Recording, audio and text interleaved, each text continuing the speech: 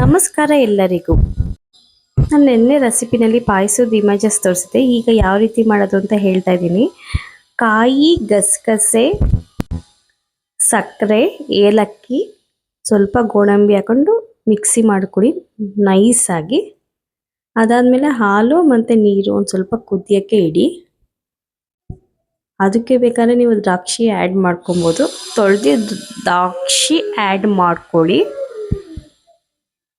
ನೋಡಿ, ಇದಾದ್ಮೇಲೆ ಚೆನ್ನಾಗಿ ಕುದಿ ಬರ್ತಿತ್ತಲ್ವ, ಅದಕ್ಕೆ ಆ್ಯಡ್ ಮಾಡ್ಕೊಂಡಿದ್ದೀನಿ ನಾನು ಈಗ ಆ್ಯಡ್ ಮಾಡ್ಕೊಂಡು ಚೆನ್ನಾಗಿ ಕುದಿಬೇಕು. ಒಂದು ಸ್ವಲ್ಪ ಕೈ ಆಡಿಸಿ, ಏಕೆಂದರೆ ಇಲ್ಲಾಂದ್ರೆ ಒಂಥರ ಗಂಟು ಥರ ಆಗ್ಬಿಡುತ್ತೆ. ಇವತ್ತು ಬಸವ ಜಯಂತಿ ಅಲ್ವಾ, ಸೊ ಹಾಗಾಗಿ ಪಾಯಸ ದೇವರಿಗೆ ಎಡೆ ಮಾಡಬೇಕು ಅಂತ ಮಾಡಿದ್ದೆ. ಚೆನ್ನಾಗಿ ಕುದಿ ಬಂದಮೇಲೆ ನೋಡಿ, ಇಷ್ಟು ಚೆನ್ನಾಗಿ ತಿರುಗಿಸ್ತಾ ಇರಿ. ತಿರುಗಿಸಿದ್ಮೇಲೆ ನೋಡಿ ಯಾವ ರೀತಿ ಆಗ್ತಿದೆ ಅಂತ. ಇದಕ್ಕೇನು ಎಕ್ಸ್ಟ್ರಾ ಏನು ಆ್ಯಡ್ ಮಾಡಲ್ಲ ನಾನು. ನೋಡಿ, ಫೈನಲಿ ಈ ಥರ ಬಂದಿದೆ. ಚೆನ್ನಾಗಿ ಕುದಿಬೇಕು. ಒಂದು ಸ್ವಲ್ಪ ಮನೆಗಾಗಷ್ಟು ಮಾಡಿದ್ದಿದೆ ಅಷ್ಟೇ. ಫೈನಲಿ ಯಾವ ರೀತಿ ಇದೆ ಅಂತ ನೋಡಿ. ಚೆನ್ನಾಗಿ ಕುದಿ ಬರ್ತಾ ಇದೆ ಇವಾಗ. ನೋಡಿ, ಫೈನಲಿ ಔಟ್ಲುಕ್ ಯಾವ ರೀತಿ ಬರುತ್ತೆ ಅಂತ ತೋರಿಸ್ತೀನಿ. ನೋಡಿ, ಚೆನ್ನಾಗಿ ಕುದೀತಾ ಇದೆ. ಇಷ್ಟೇ ಕುದಿನಲ್ಲಿ ಕುದಿಸ್ಕೊಳ್ಳಿ. ನಾನು ಇವಾಗ ಡ್ರೈ ರೋಸ್ಟ್ ಶಾವಿಗೆ ಇರುತ್ತಲ್ಲ, ಅದನ್ನೇ ಆ್ಯಡ್ ಮಾಡಿದ್ದೀನಿ. ಅದ್ರ ಜೊತೆಗೆ ದ್ರಾಕ್ಷಿನೂ ಸಹ ಆ್ಯಡ್ ಮಾಡಿದ್ದೀನಿ. ಚೆನ್ನಾಗಿ ತಿರುಗಿಸ್ತಾ ಇರ್ರಿ. ನೋಡಿ, ಫೈನಲಿ ಈ ಥರ ರೆಡಿಯಾಗಿದೆ. ನೆಕ್ಸ್ಟು ಬೆಂಡೆಕಾಯಿ ರೆಸಿಪಿ ತೋರಿಸ್ತಾ ಇದ್ದೀನಿ. ಬೆಂಡೆಕಾಯಿನ ಚೆನ್ನಾಗಿ ತೊಳೆದು ಹಚ್ಕೊಂಡು ಸ್ವಲ್ಪ ಎಣ್ಣೆ ಹಾಕ್ಕೊಂಡು ಉರಿತಾ ಇದ್ದೀರಿ. ಈ ಕಡೆ ಕಾಯಿ, ಒಂದು ಸ್ವಲ್ಪ ಖಾರದ ಪುಡಿ ಮತ್ತು ಬಾಡಿಸ್ಕೊಳಕ್ಕೆ ಇಷ್ಟೇ ನಾನು ಹಾಕ್ತಿರೋದು. ಈರುಳ್ಳಿ, ಟೊಮೆಟೊ ಚೆನ್ನಾಗಿ ಬಾಡಿಸ್ಕೊಂಡು ಅದನ್ನು ರುಬ್ಬಕ್ಕೆ ಹಾಕ್ಕೊಳ್ಳಿ. ಅದಕ್ಕೆ ಚಕ್ಕೆ, ಲವಂಗ ಅದು ಇದು ಏನು ಆ್ಯಡ್ ಮಾಡಿಲ್ಲ ನಾನು. ಸಿಂಪಲ್ಲಾಗಿ ಮಾಡ್ತಿದ್ದೀನಿ. ಇದು ಒಗ್ಗರಣೆಗೆ ರೆಡಿ ಮಾಡ್ಕೊಂಡಿರೋದು. ಈಗ ಅಂದರೆ ಒಗ್ಗರಣೆಗೆ ಈರುಳ್ಳಿ, ಟೊಮೆಟೊ ಆ್ಯಡ್ ಮಾಡ್ಕೊಳ್ಳಿ. ಟೊಮೆಟೊ ಆ್ಯಡ್ ಮಾಡ್ಕೊಂಡು ಚೆನ್ನಾಗಿ ಬಾಡಿಸ್ಕೊಳ್ಳಿ. ಟೊಮೆಟೊ ಚೆನ್ನಾಗಿ ಬಾಡಿಸ್ಕೊಂಡ್ಮೇಲೆ ನೋಡಿ ಈ ಥರ ಆಗುತ್ತೆ. ಒಂದು ಸ್ವಲ್ಪ ಚೆನ್ನಾಗಿ ಬಾಡಿಸ್ಕೊಳ್ಳಿ.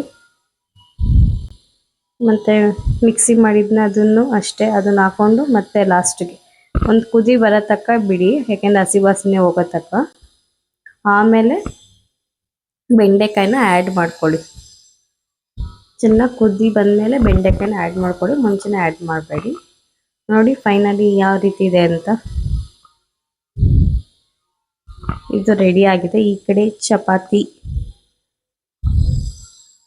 ಚಪಾತಿಗೆ ರೆಡಿ ಮಾಡ್ಕೊತಾ ಇದ್ದೀನಿ. ಈ ಕಡೆ ಚೆನ್ನಾಗಿ ಕುದೀತಾ ಇದೆ ಬೆಂಡೆಕಾಯಿಯ ತುಂಡುಗಳಲ್ಲಿ ಸುವಾಸನೆಯ ಮಿಶ್ರಣವಿದೆ. ಮಸಾಲೆಯ ಮಿಶ್ರಣದಲ್ಲಿ ಮನಸ್ಸು ಹರ್ಷಿಸುತ್ತಿದೆ. ಬೆಂಡೆಕಾಯಿ ತುಂಬ ಬ್ರೈನಿಗೆ ಒಳ್ಳೆಯದು. ಇದನ್ನು ಹಾಗೆ ತಿನ್ನೋದ್ರಿಂದ ಮಕ್ಕಳಿಗೆ ಬುದ್ಧಿಶಕ್ತಿ ಹೆಚ್ಚುತ್ತೆ ಅಂತ ಹೇಳ್ತಾ ಇರ್ತಾರೆ. ನೆಕ್ಸ್ಟ್ ನೋಡಿ, ಚಪಾತಿ ಫೈನಲಿ ರೆಡಿ ಆಗ್ತಾ ಇದೆ. ಚಪಾತಿ ಫೈನಲಿ ನೋಡಿ ಯಾವ ರೀತಿ ರೆಡಿಯಾಗಿದೆ ಅಂತ. ಚಪಾತಿ ರೆಡಿ ಆಯಿತು. ಫೈನಲಿ ಒಂದು 10-15 ಚಪಾತಿ ರೆಡಿಯಾಗಿದೆ. ಇದ್ರ ಜೊತೆಗೆ ಚಪಾತಿಗೆ ಚೆನ್ನಾಗಿ ನಾದ್ಕೊಂಡು 1 ಅವರ್ ಬಿಟ್ಟರೆ ಸ್ಮೂತಾಗಿ ರೆಡಿ ಆಗುತ್ತೆ ಚಪಾತಿ. ನೋಡಿ, ಸ್ವಲ್ಪ ಆಯಿಲ್ ಆ್ಯಡ್ ಮಾಡಬೇಕು. ಚಪಾತಿ ಮಾಡೋದು ಎಲ್ರಿಗೂ ಗೊತ್ತಿರುತ್ತೆ. ಅದ್ರ ಜೊತೆ ಕಾಂಬಿನೇಷನ್ ಆಗಿ ತೋರಿಸ್ತಾ ಇದ್ದೀನಿ ಚಪಾತಿನ ಅಷ್ಟೇ. ಚಪಾತಿ ಇದ್ರೇ ಬೆಂಡೆಕಾಯಿ ಸಾಗುಗೆ ಫೈನಲಿ ಲುಕ್ ಆಗಿ ಚೆನ್ನಾಗಿ ಕಾಣಿಸೋದು. ನೋಡಿ, ಇವಾಗ ಫೈನಲಿ ತೋರಿಸ್ತಾ ಇದ್ದೀನಿ ಚಪಾತಿ, ಬೆಂಡೆಕಾಯಿ ಸಾಗು ಹಾಗೂ ಪಾಯಸ. ನೋಡಿ ಯಾವ ರೀತಿ ರೆಡಿಯಾಗಿದೆ ಅಂತ.